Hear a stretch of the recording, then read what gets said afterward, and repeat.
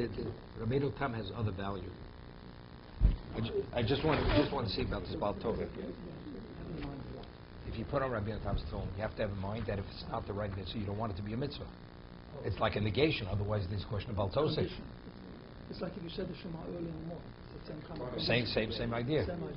Yeah, but there, it's only because you want to say Kriya Shema with the brachos. It's not a question of Baal Tosef. Here, you're validating something which may not be a mitzvah. It is a mitzvah, but it's not a mitzvah. But if you value something as a mitzvah, it's not a mitzvah, then you're adding to the Torah. You're not permitted to do this. With the Kriya Shema, you're not violating anything. You're not doing the mitzvah on the optimum level. Because the opposite is Kriya Shema is to say it together with the brachos. So you have in mind, when you say Kriya Shema early, that if the halacha is like the Gra, I don't want to be yotzu with the early Kriya Shema. I prefer to be yotzu with the later Kriya Shema. But if a person, let's say, by the time the shul is saying Kriya Shema, it's beyond the time, you say you want to be yotzu with the Kriya Shema. Because the Kriya Shema they're going to say in shul is not going to be a valid Kriya Shema.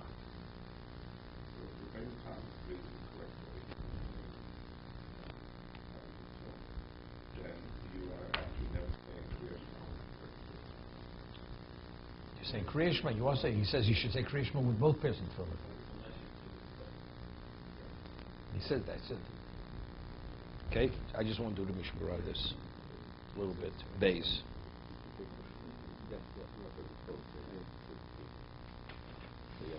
The way we hold halacha, the primary opinion is Rashi, and that's why most people don't put on Rabbeinu Tam tefillin. Do not put on Rabbeinu Tam tefillin. It's not. It's a question. It definitely Rabbeinu Tam is not. It's only the Rav Chalamilsa. Whatever it is, people put it on. But for starting the word to care. Not all starting with to care. Well, whichever ones do, they hold that the base house could be the correct way to do the correct care. Evidently. Yeah. So what about Rabbeinu Tam himself? He evidently wore the Rabbeinu Tam too. He never put on Rashi. Correct. I would presume. So how, at the time this was happening, how did the world function? Were the majority of people putting Rashi together? Because I mean, what did they do before Rashi? Same argument. Same argument. So this is not an argument that only happened then. This goes way back? Way back. So this goes way back. Way back. So what happened in during the time of the Go'onim and so forth, Babylon? What were they doing? What were they doing about this issue? What did the Tanoim wear? I mean, for Rabbi Kiva wore Rashi tefillin, Rabbeinu Tam can't argue Rabbi Kiva unless he has another position in the Gemara to quote his interpretation that among the Tanoim there was a dispute in this area. What was happening? There's no way to know. He held that in the time of the Tanoim they wore tefillin the way he says he prescribes the tefillin should be written. So the question of what was prescribed at Sinai? His order or Rashi's order? But do we find anywhere before Rashi and Rabbeinu Tam that there was this argument? There's a rush in the Nafos on this that they had found in the grave of Zechariah Novi, a pair of tefillin that were put in Geniza that were written like Rabbeinu Tam. So they wanted to bring a proof of that. The Rabbeinu Tam's tefillin has to be put in Geniza. Otherwise, what are you putting a pair of tefillin in Geniza? Right? So they say, if it's possible, they may have been kosher, they put it in Geniza. A question why it was put in Geniza. Talking about 1,500 years later, or whatever, it's 2,000 years later, you find it in Geniza. Okay, it's no proof. But do we know this argument existed in the earlier times? Definitely argued. But how do we know? Is it documented somewhere? Is it in it had the to argue. It had to exist. I mean, it's such a fundamental thing. I mean,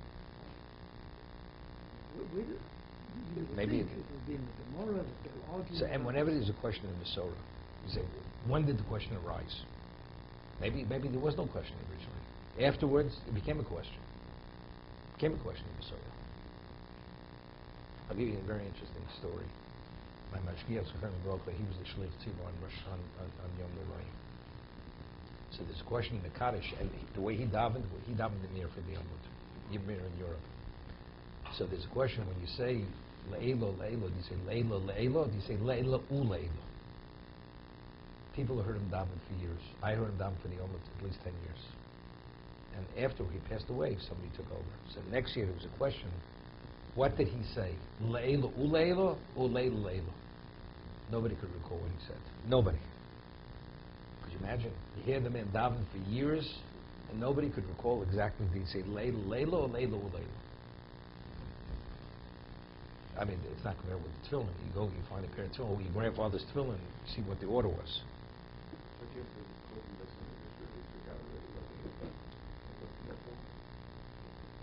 Yeah. Continue to find artifacts from these times. It's no proof. You find artifacts of, first of all, you had karoyim. Yeah, you had the tzdukim, you had Sadducees. Everybody had their own version of what is and what's not. So there's no proof from artifacts what you find. You need to say what keep on the calendar. So is this the source for when Tisha B'Av, when people aren't put on in the afternoon, they say Shema? Is it similar to this, or is it not here?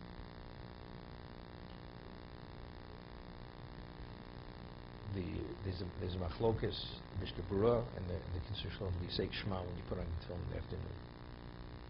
Mishnah Berurah says you're not permitted to say Shema. Of course, you're not permitted to study Torah. But Yotzei, you were Yotzei in the morning. So what are you saying? For the tefillin? What, that doesn't justify to say Divrei Torah. You're not permitted to learn Torah on Tisha B'Av. Even after Yeah, of course not. You're only permitted to learn the subject matter which has to do with Avelos or Tisha B'Av, till after Tisha B'Av. But there are a lot of people that have that. Because they rely on the Kitzur Shulchan. But since you're doing it, it's like saying Korbanos. Right? You say Korbanos. So they say it's like that. So Korbanos is because it's when you say the Korban, it's like you brought the Korban. Here, you're already Yosef Krishna. What's the point of saying it? Right? It doesn't have that same value. So therefore, that's the argument. It doesn't have sufficient value to justify to say those psukim. That's machlokes in the Mishnah Berurah and the Kitzur Shulchan Aruch. Okay, I just wanted to do Mesilas Yesharim.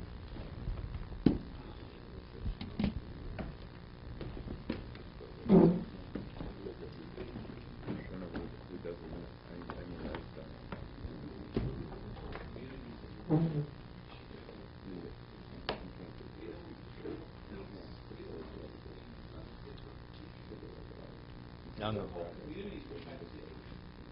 But they did the wrong thing. That community did the wrong thing. Yeah, sure. Because they never made a gzera. That's offense. Chicken and milk is offense.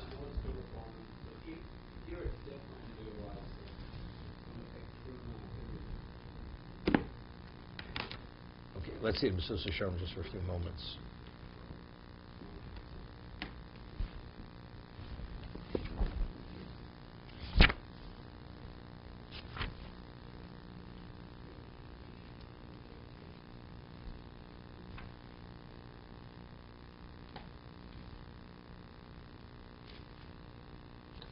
We left off the paragraph yesterday on page 88. Klolu shel davar. Just want to review this. It should be reiterated too.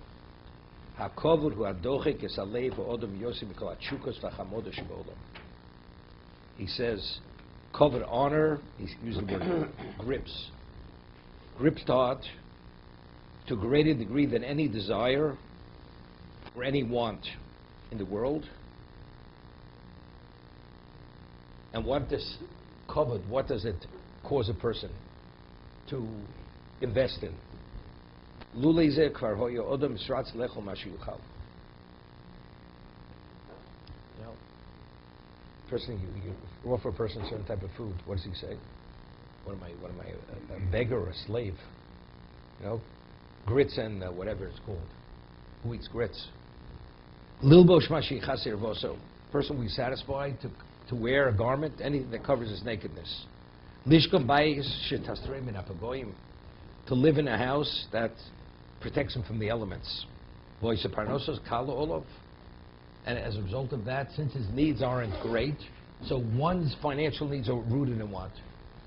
In what? In the perception of who you are, what you deserve. What's entitlement based upon? I'm entitled because I believe who I am, therefore I'm entitled. Therefore a garment, a residence, furnishings, everything else goes with it.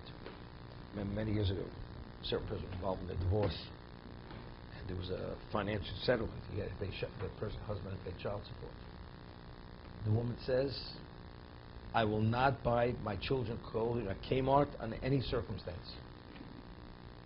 No, and she fought she believed anything less than designer type clothing for her children. She came from a refugee family, nothing. Her father had a few good years, all of a sudden she's a woman of status already.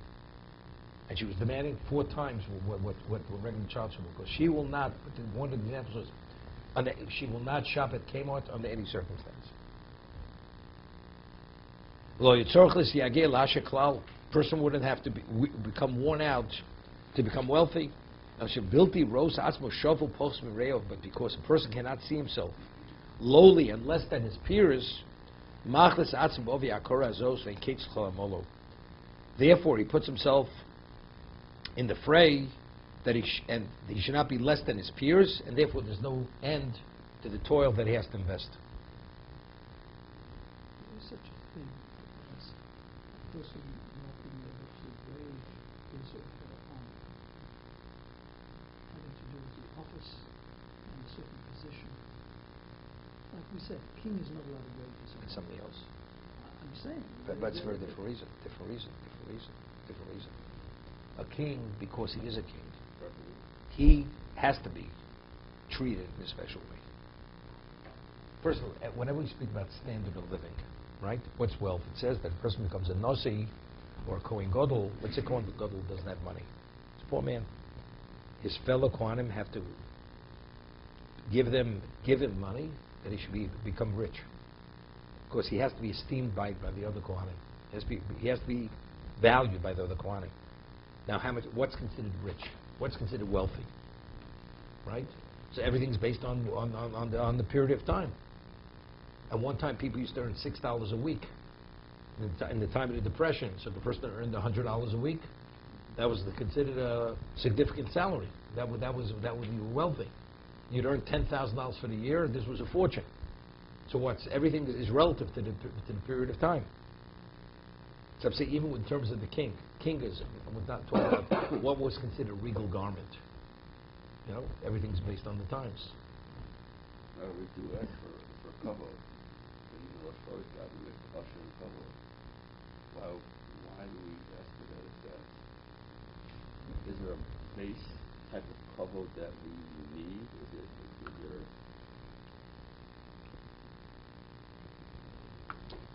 Good question. Let's see, the Mesilas Yesharim later speaks about preachers. Let's say a person is not ready. The Gemara says that a nose is a chotei because he denied himself wine. But yet it says a nose is a kadosh. What about you're not at the level to abstain from certain things? And actually, it's an affliction. You're not permitted to afflict yourself. We, at our level, whatever kavod we need, that kavod we want. Osha v'chavod. What's osha? What do you need? Wealth? The answer is, first of all, wealth doesn't mean it has to address your material.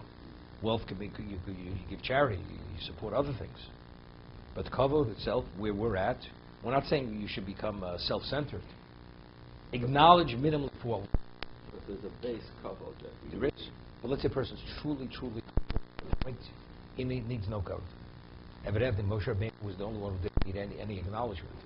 But anyone else who has a trace of ego, that degree of ego has to be acknowledged. Otherwise, the person goes into a tailspin. But it's tempered with being humble. And that's the key, humble. Right. Okay, to be continued. Doesn't what? Covered brains?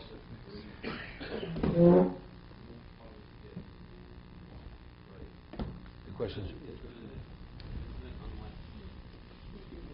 question is, why do you want honor? Why do I want honor? That's the question.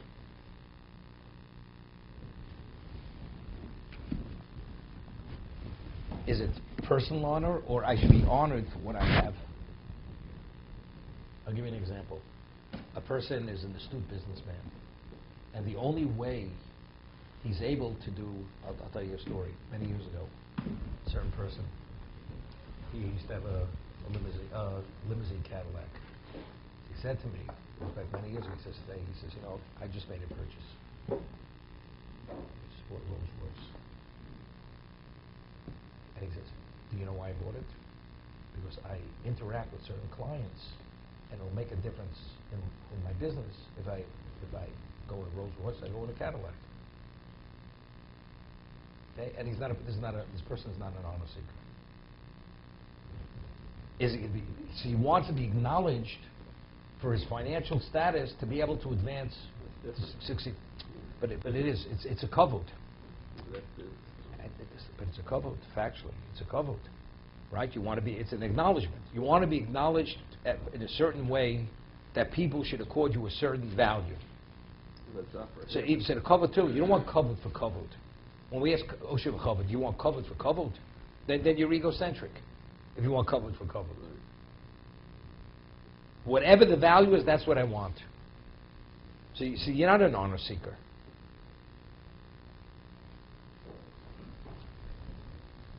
You know, it's like people, they try to find fault in certain things. You know, there's a prayer they say to Jews. It's ridiculous. You ever ask a prayer they should ask for what? Ask for honor. These Jews, they're all a bunch of honor seekers. We're not asking honor for honor. We're asking to be acknowledged for what we are. And as a result of it, we'll be effective people.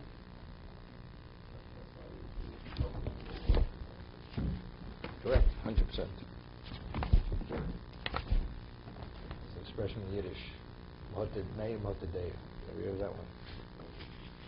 Devus hoted mei, hoted deya. The one who has the 100 has the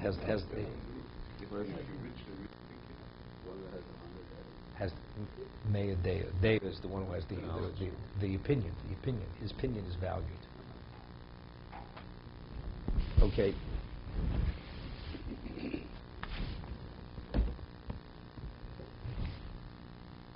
We left off over here. We had a question yesterday whether, according to Reb Shimon Gamliel, that he says that if you cancel 2 of the 8, the others, if you cancel 2 of the 8, the 2 are not canceled, is it because, since they were all appointed simultaneously, they have to be canceled in the context that they were appointed, or it's because of Eidah Shabbat B'Tzos Shabbat Kula?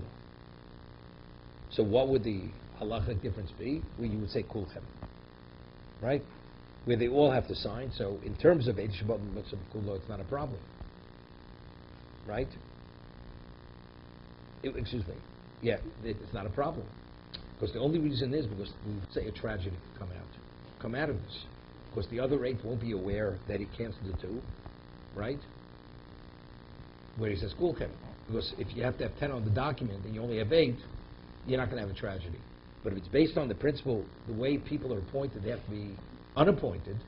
So factually, you didn't unappoint the 10, you only unappointed 2 of the 10. Therefore, even the 2 are still qualified to sign. So I was saying then, in that rule, then, that those 10 people wouldn't know the rule, that all 10 they have to be No, they were told. unappointed. No. The reason it's but the rule is because Wait they one know second. all 10 of the people. No. What do we say? Eidah Shabbat B'Tzos Kula. Shabbat B'Tzos. Why do we say that? He says, you 10 people, you're all qualified to sign, but only 2 has to sign. Correct? So if 2 of them are canceled, right? Rabbi Gamliel says they're still qualified to sign. They're still qualified to sign. We didn't say Kulchem. So why are they not qualified to sign?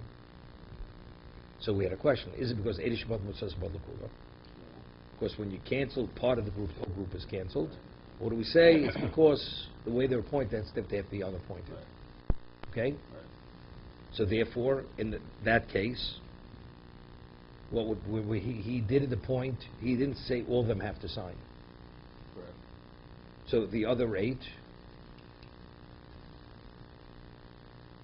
So if you're of the opinion that it has to be undone, In so front that of them. in front of them, so they all sign. The other way also they all sign. Because Eid Shabbat what's called means the other rate are unaware that the two are canceled, Right, so they're going to sign. If they sign, they're not qualified to sign. right, So it becomes a tragedy, right. right? So therefore, the basis why not is why, because of the tragedy, a married woman is going to marry.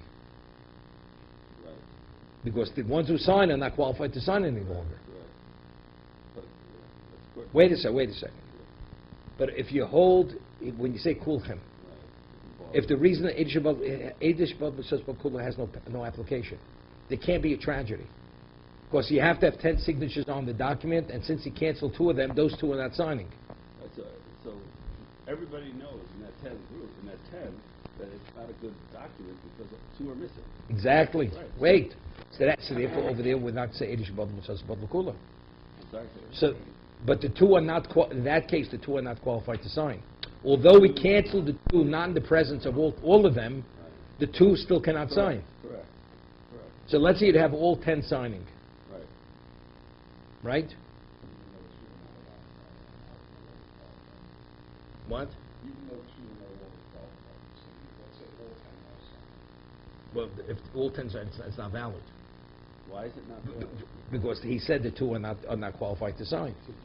He is qualified to be. 2, so even if let's say all 10 would sign, it's not valid. And the 2 won't sign. It's also not valid. It's not valid, but I have to be concerned. I don't have to be concerned because the 2 are not going to do the wrong thing. They were told they're not qualified to sign anymore. But if they signed it, then Wait, the 2 are not. Wait a second. Yeah. But if you say the way it's appointed, it has to be unappointed. Right. So since that wasn't met, so even the 2 who are canceled, they still could sign.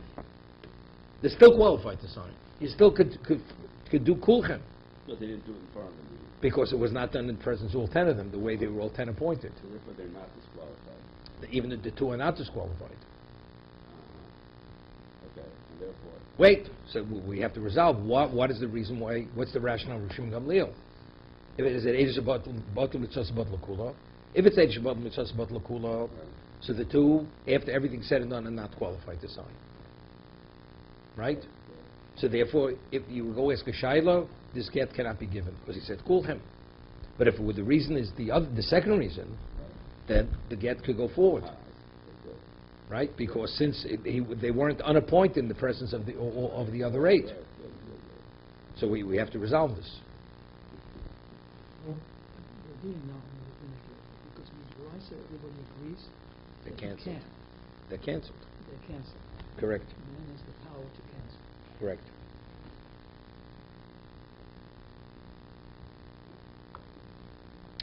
Toshma. Omer l'shnayim. The husband says to 2 people, Tenu get zel ishti. So he says 2 of them, he speaks to them simultaneously. One is the presence of the other. Give this get to my wife. Yochel levatel zeh shlom zeh, Rebbe. Then afterwards, before the right to get, he cancels one of them. He's canceled. This is Rebbe. Like Rebbe said earlier. Right? Reb Shimon Omer eini yochel levatel ela zeh b'fnei zeh. You can only cancel one of them if it's in the presence of the other. Now, the question is, in this situation over here, why is the one not canceled if it's not done present the other, if the reason is Eid Shabbat L'Kula?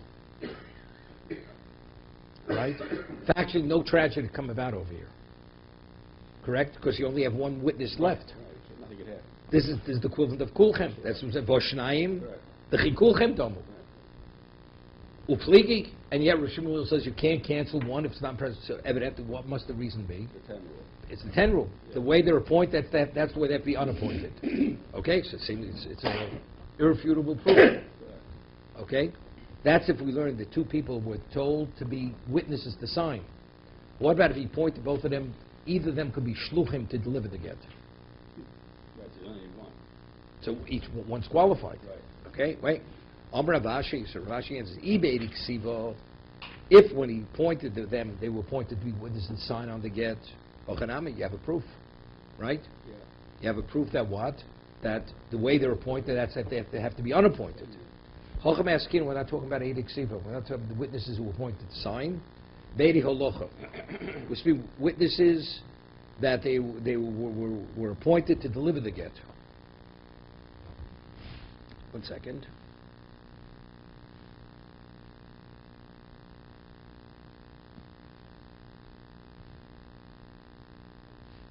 The high tenud kovar hocha l'shnaim haget nitin lehem liushluchim lemosar lo. Doch gab ilchad ozel idoch lo yodad umosar lo vish ein ze edus sheishneim tzrichim lios sham elishlichus. He appointed both of the agents to deliver the get. Lo yodad the bottle shlichuso, the shlichus bottle mitzvos bottle kulo. Right. So here we have it. He appointed both of them. They both should be the one to deliver the get. Now he cancels one. Right? They're both qualified to deliver the get. Both, and then he cancels one. If we say, as we say, we say shlich so that's the case. The second shlich is going to deliver the get, not knowing that the first one was canceled. And that's a problem because he's no longer qualified to deliver the get. Therefore, Shimon Gamliel says that even the first one is not canceled because you could have tragedy here. Correct? It says, and it actually can be confirmed from the conclusion of the Brisa, Tiktani Sefer. He spoke to each one individually, separately. There, Shimon Gamliel says he could cancel one, not in the presence of the other, where originally they weren't appointed together. If it was about Eri Shapir. Why? Because the other one is what? It now was qualified to deliver the get. But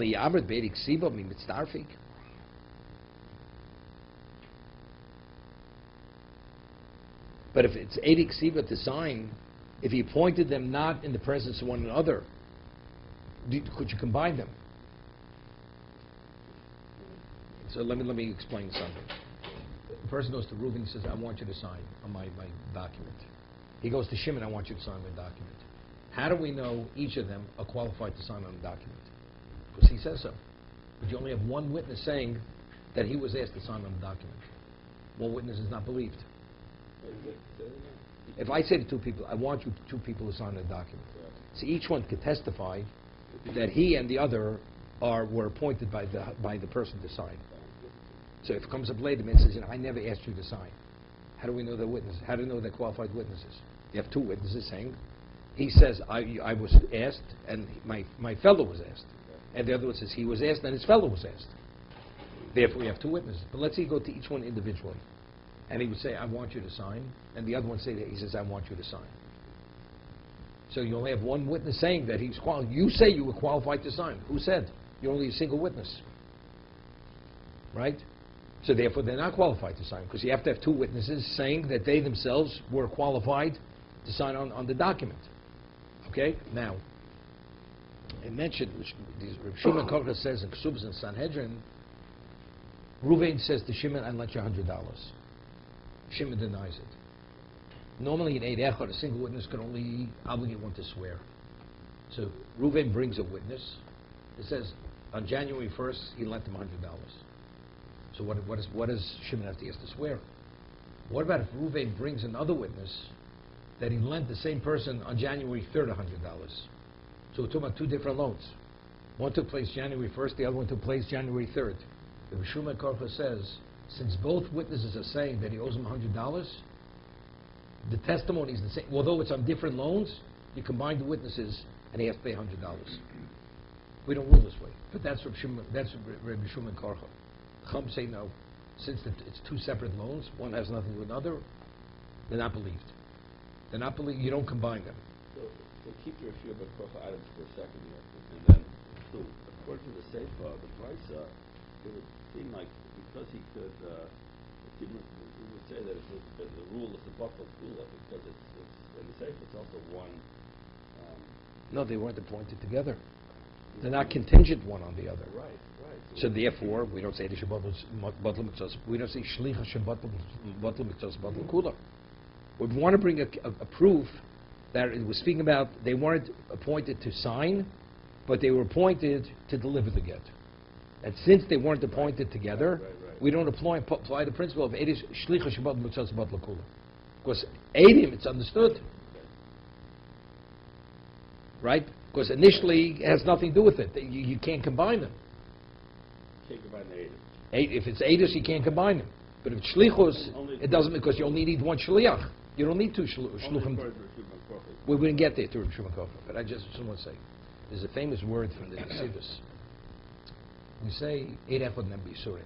If a single witness, you ask him, is it kosher or not kosher, he's believed to say it's kosher. You believe him. But let's say, for monetary or for a Dov Shebe'ervo, he's not believed. Why is he not believed?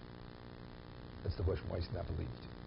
So, he explains, the Gemara says, the Mishnah says in Yevomis, there was a special dispensation that if a single witness comes and says, this woman's husband died, he's believed. The Chacham annulled the marriage and allowed the woman to remarry.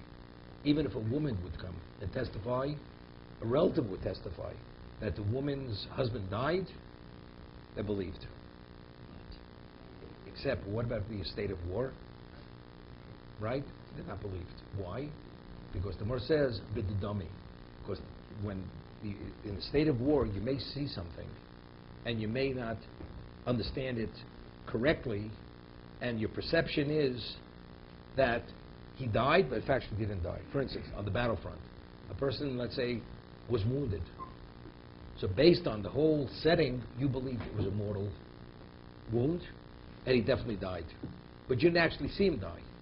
But in your mind, because of the seriousness of the wound, there's no way he could have survived, so your conclusion was that he was killed.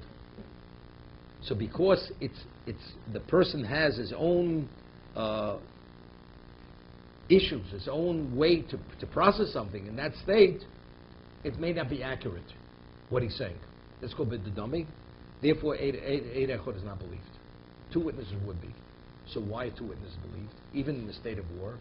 So the civics explains, if you have two people testifying about the same thing and testimony is the same, each one corroborates the other one's testimony. Because they're both saying, it's clear he saw accurately, because the second person is saying the same thing as the first person. But if you have a single witness, you never know. And since you never know, therefore you can't rely on the testimony of a single witness. So he explains, by Dovish Shebe'ervo, or monetary, to be able to extract money from a person, it has to be a level of definiteness that it's unquestioned, that the testimony is accurate. So therefore you have to have two, because one corroborates the other one. Okay? So that's the reason. So therefore, that's the reason why the Chacham rejected Shimon Korcha. One witness says he lent him money on January 1st. Reuven. Therefore Shimon owes him $100. The second witness says he lent him $100 on January 3rd. They're talking about two different loans. There's no way to corroborate over here. Right? They're talking about two different issues. Yet he says you combine it. So evidently his understanding of two witnesses, Al Bishnai Medim Yakum Dover, is based, it's Xeris HaKosu. If two people testify, Reuven or Shimon $100, you have to pay the $100. It's whatever, it's a chok. It's a statute. It's right, it has no relevance to Svara. Said but, you were explaining about this one witness, not a get, but even the person died. I thought the Chachamim said to the woman who said, She has to check it out. She has to verify. we will accept the testimony, but if it turns out in the future that this man shows up, you have a big problem. Correct. So there's a but. No question. There's a very big but. So let me ask you, let's say the woman doesn't check it out. She doesn't, and the man never shows up. Are they going to force, and the best knows she never checked it, are they going to force her to separate from her new husband? No. They just said, if he comes, see, normally, if a woman, let's say, checks it out, let's say normally, two witnesses testify, a woman, her husband died, and then she remarries, and then the husband shows. She's permitted to go back to the original husband. She's not considered an adulteress. But over here, in this situation, Because there were two witnesses. because the two here, because they said, you have to verify, and you cannot leave a stone unturned. And if your husband should ever come back, not only are you going to have to separate from the new husband, you can't even go back to your original husband. So The mamzera is the case, the mamzera. And, Because factually she's a married woman. but the reason she's allowed back is what? With 2 witnesses? Yes. Because it's like a rape. Let's say a man comes and she thought it was her husband, she has a relationship with a shogeg. She's not an adulteress. Same thing. She has a right to rely on testimony of 2 witnesses. It's not contingent on anything, so therefore it's a shogeg. Inadvertently she committed adultery. That doesn't cause her to become an adulteress. Why is there that kind of Inadvertent adultery. Correct. Inadvertent. That's called inadvertent. It's adultery. It is adultery. But she But can't it be... doesn't have a capital No, liability. not doesn't have capital. She can't be faulted for it. Because Torah says she had a right to rely on testimony of 2 witnesses. 2 witnesses, something's kosher and you ate it. So she doesn't have to bring a chatos. She doesn't have to do tshuva. No, chato she has to bring. It's like eating non-kosher. Person eats chaylev. Right, inadvertent. She would have to bring a chatos. Chato she'd have to bring. She have to do tshuva. She'd have to chew, but it's on an inadvertent level. Level. On an inadvertent level. This is the famous Marik. There was a story with the Marik. The Marik says, but regarding adultery, it says, mal be'isha. She betrayed her husband. So the Marik says, when a woman commits adultery, she's also betraying God. It says too, she betrays God and betrays her. What do we have to talk about? She betrayed her husband. So he explains, normally a person would say, I wasn't aware of the halacha. So this woman believed that she's permitted to have another relationship besides her husband. Because she never had the background. She never had the upbringing, knowing what the Torah says. Marik says she's an adulteress. Because marriage means exclusivity. And that's what there's Momal B'isha. She betrayed her husband. Has nothing known, it's unrelated knowing what the halach is. If you're married, that's synonymous knowing that you're exclusive to your husband, you can't be involved with another man. So that's what I'm saying. But witnesses would say that the husband died. Or witnesses said, we saw the get, she received the get, it was within her dollar amos. Right? So she's divorced. So she correctly got married. She had a right. Then it was revealed the witnesses lied. They were found to be conspiring. They were somewhere else. Okay? It's inadvertent. She's not an adulteress, but she has to be the chatos.